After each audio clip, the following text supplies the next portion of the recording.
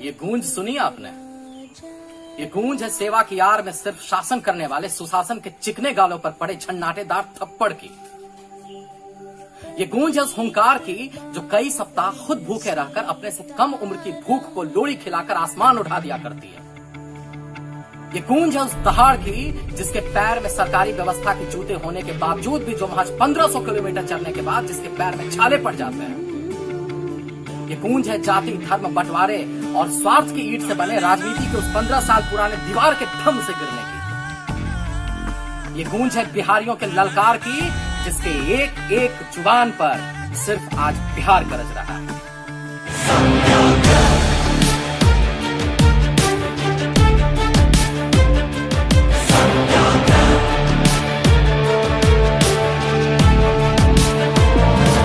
अब तक धीरज मांगा था प्रभु, अब धीरज मत देना, अब धीरज मत देना। सहते जाए सहते जाए सहते जाए, ऐसा बल भी मत देना, ऐसा बल भी मत देना। उठ कर करने हैं कुछ काम, रघुपति राघव राजा राम, रघुपति राघव राजा राम। उठ कर करने हैं कुछ काम, रघुपति राघव राजा राम। उठ कर करने हैं कुछ काम।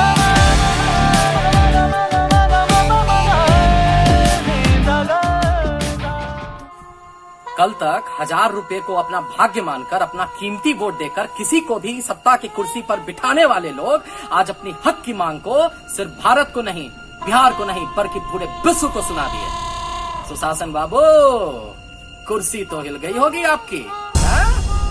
अरे कुर्सी तो हिल गई होगी आपकी कि आपको लगा होगा कि जिस समय बिहार को आपके सत्कर्मों और सफलताओं के छांव तले टूट जाना चाहिए, उस समय एक एक बिहारी आपके छाती पे चढ़ के industry in Bihar, industry in Bihar चिल्ला रहा है। अरे कुर्सी तो हिल गई होगी आपकी, कुर्सी तो हिल गई होगी आपकी कि आपकी जाति के ही लोग, आपके बिरादरी के ही लोग अपने बिरादरी के मुख्यमंत्री को देखकर लाहौट होने के बजाय उसका कॉलर पकड़ के ये पूछ रहे हैं कि बिहार की इस बदहाली का जिम्मेदार कौन है। कुर्सी तो हिल गई होगी आपकी ये देखकर कि अब बिहार बोलने लगा है, अब बिहार का युवा जागने लगा है। तो कान खोलकर सुन लीजिए, कान खोलकर सुन लीजिए कि जब तक आपके कर्तव्यों का आखिरी हिसाब नहीं हो जाता, बिहार अब ऐसे ही बोलेगा। अरे अब आप गिनाइएगा कि आप दारूबंदी किए, सड़क बनवा दिए, बिजली ले आए, मानव श्रृंखला बनवा दिए, तो इस बात के साथ बात कर सकते हैं तो शिक्षा, रोजगार, नौकरी, इंडस्ट्री, स्वास्थ्य, आपदा प्रबंधन पर भी बात कर लीजिए।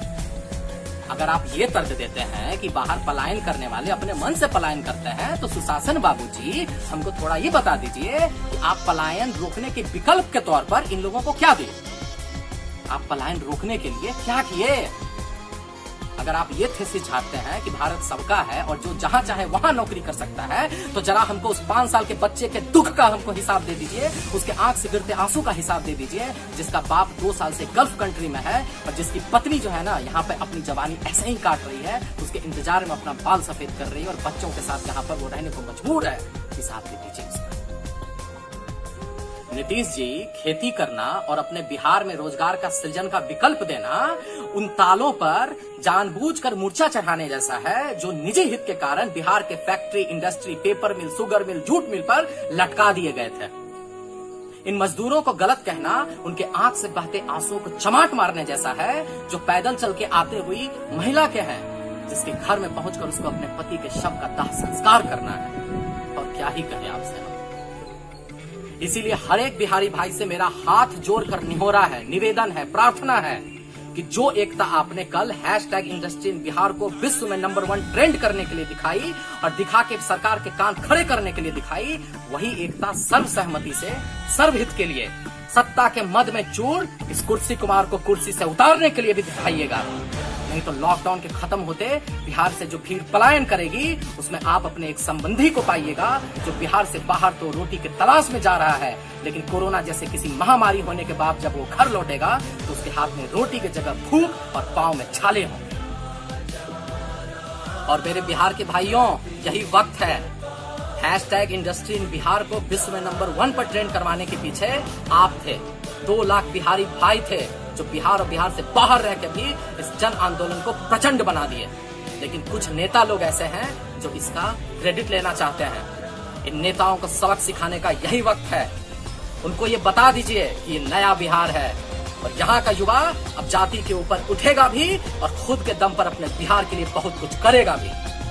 उनको आइए हम बता दें, बिहार जाग रहा है, बिहार मांग रहा है कि सदियों पुरानी राख सुबुगा उठी है। मिट्टी सोना का ताज पहन इठलाती है, तो राह समय का घर घर नाक सुनो, सिंहासन खाली करो की जनता आती है।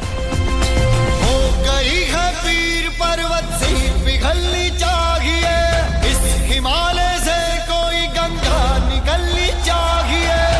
सिर्फ हंगामा खड़ा करना मेरा मकसद नहीं, मेरी कोशिश है कि ये सूरत बदलनी चाहिए।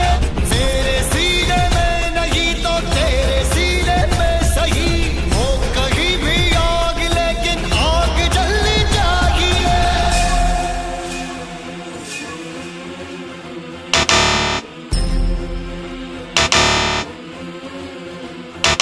जो हिम्मत न हारे वो जिंदगी सवारे।